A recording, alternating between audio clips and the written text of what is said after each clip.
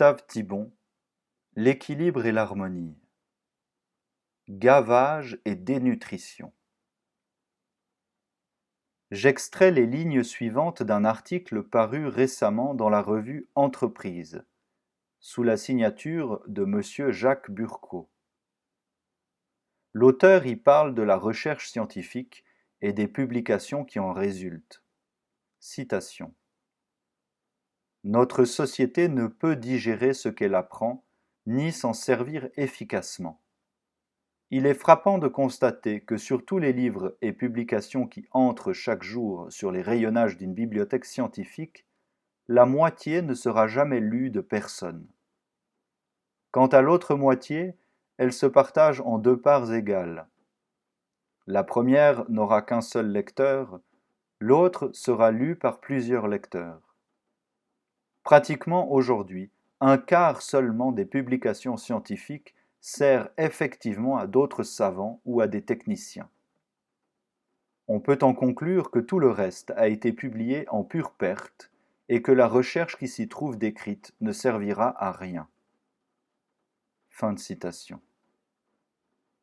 L'auteur insiste ensuite sur les frais qu'entraîne la recherche scientifique et sur la charge écrasante que fait peser sur l'économie le gonflement croissant de ce secteur en grande partie parasitaire.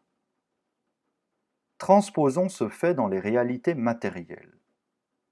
Que diriez-vous, par exemple, d'une entreprise industrielle ou agricole dont plus de la moitié de la production, ne trouvant pas d'acheteurs, serait d'année en année jetée au rebut? Ce déséquilibre entre la production et la consommation ne se limite pas aux publications scientifiques.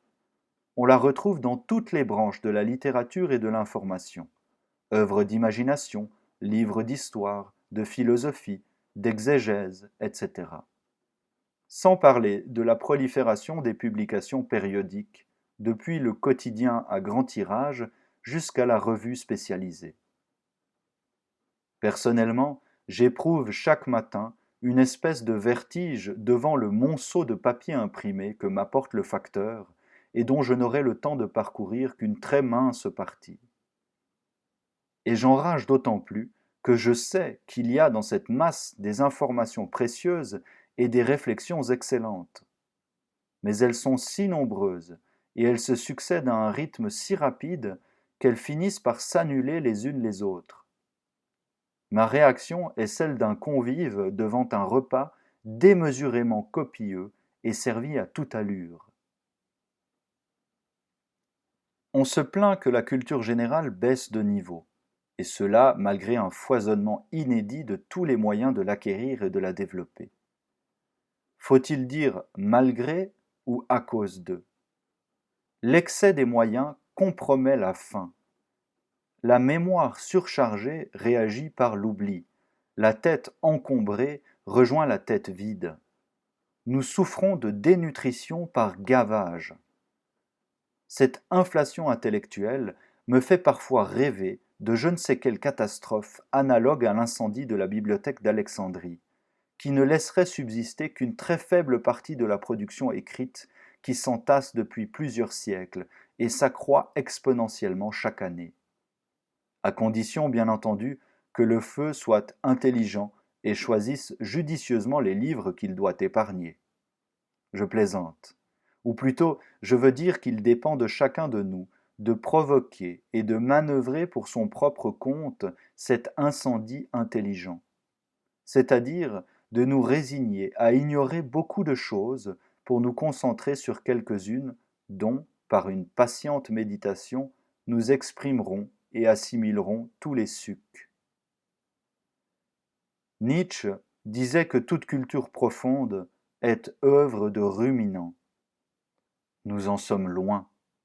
Il suffit d'évoquer la plupart des propos qui s'échangent dans une réunion quelconque, depuis le salon aristocratique jusqu'au café du peuple, pour s'apercevoir, à leur caractère superficiel et stéréotypé, que si les moutons de Panurge ont touché du bout des dents à toutes les herbes, ils n'en ont jamais ruminé aucune.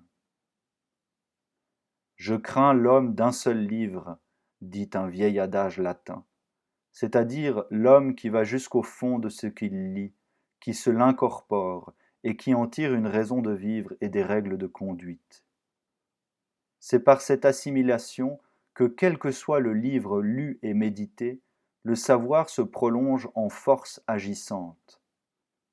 Les Grecs, pendant plusieurs siècles, vécurent de l'Iliade, les Arabes du Coran, et, dans la Chine d'aujourd'hui, un seul passage des livres de Mao mobilise plus de lecteurs et plus d'attention chez chacun d'eux que l'ensemble d'une bibliothèque publique dans nos villes d'Occident. Je ne propose pas cela en exemple, je montre plutôt l'excès contraire à celui dont nous souffrons. Une culture trop restreinte a cet avantage qu'elle favorise la concentration et le dynamisme. Et cet inconvénient que le premier élan épuisé, elle aboutit assez vite, faute de ventilation, à la stagnation et à l'asphyxie. Le déclin rapide de la civilisation islamique s'explique en partie par là. Mais une culture trop étendue et faite d'éléments non intégrés produit les mêmes effets.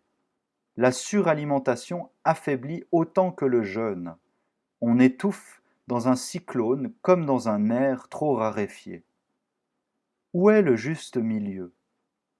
Il varie en fonction des capacités individuelles, et chacun doit être assez clairvoyant pour découvrir le régime qui lui convient et assez sage pour s'y conformer.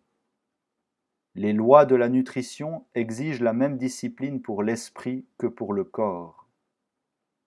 Ceux qui, cédant à la gourmandise plus qu'à la faim, picorent sans discernement n'importe quoi à n'importe quelle occasion, aboutissent à ce paradoxe d'être d'autant moins nourris qu'ils sont plus repus.